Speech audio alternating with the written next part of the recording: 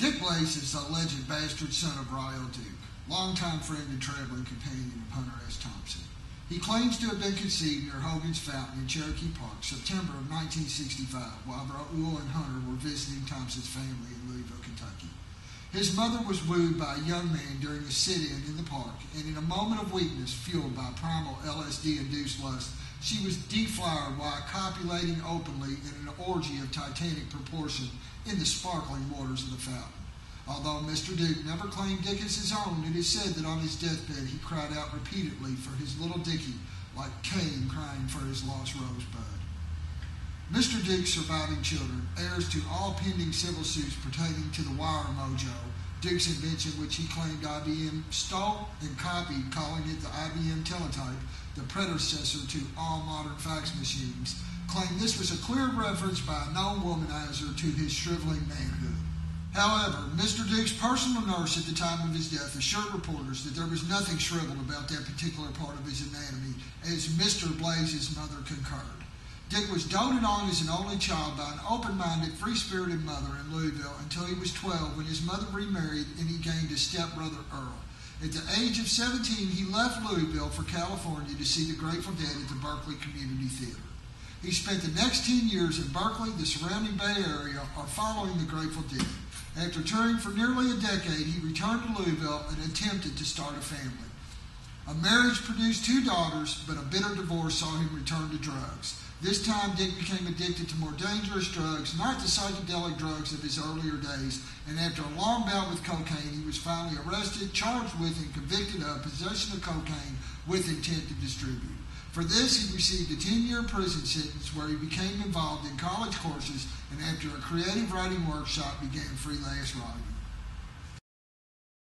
Campus, and it's my distinct pleasure to introduce the Joyce Hancock Award for Creative Writing to a former student in 2 of my classes, Richard Blasi.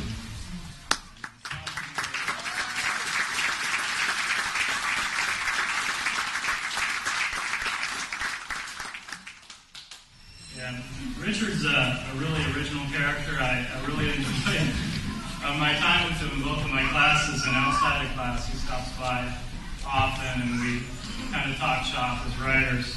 And I thought he would appreciate this. I did something different. I could go on for quite a while about Richard's great qualities as a person and his great personality, but I decided to write a literary review, and I thought you might appreciate this.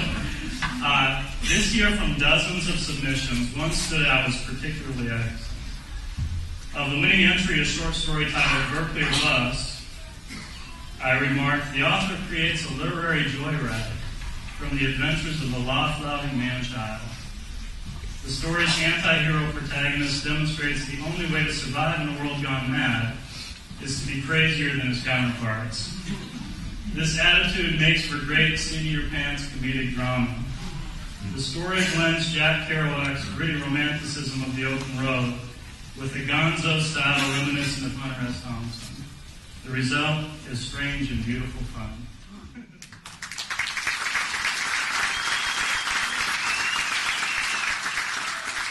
2010 recipient of the Joyce Hancock Award for Creative Writing goes to Richard Blasi.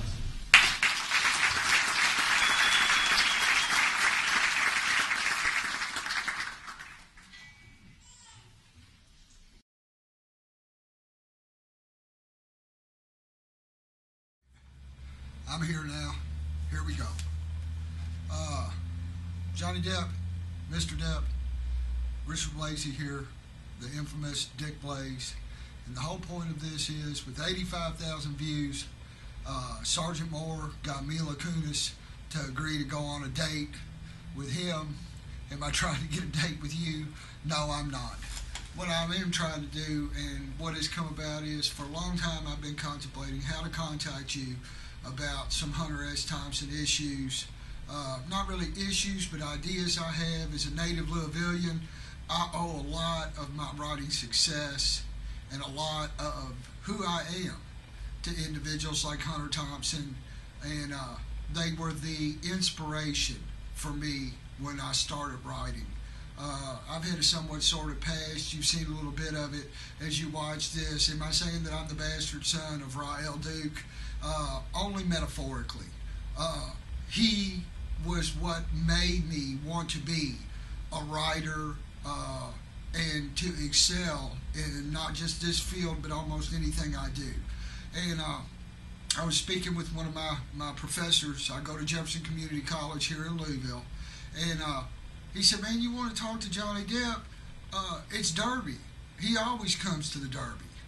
So what this whole thing is here is not really a facade, but just an attempt to invite you to contact me and maybe sit and mull over a few ideas if you are coming to Derby.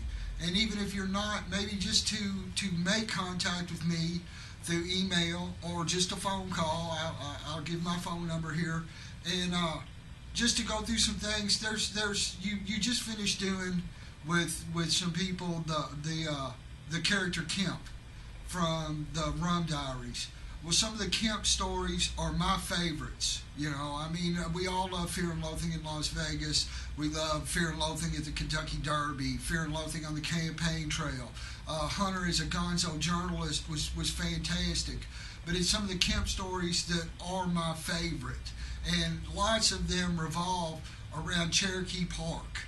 And possibly putting a memorial to Hunter Thompson here and you coming on board to help me to do something like this, or maybe to be a mentor for me and send me in some better directions, and maybe even put me in contact with some people that can help facilitate the publication of my books, or the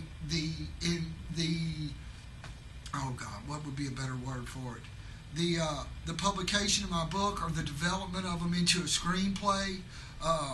It was my screenplay teacher that taught the screenwriting class for me that made the suggestion, and I've taken some of my short stories and even converted them to screenplays. I have ideas for screenplays to be rewritten. I'm not lacking talent. I'm not lacking motivation.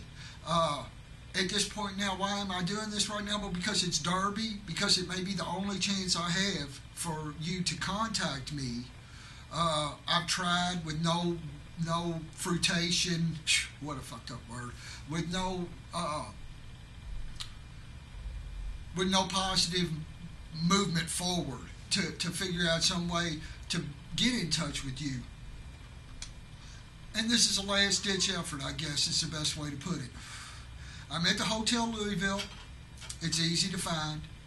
I've got a phone number that is going across the screen right now, 502-271-0504, which you can call at any time.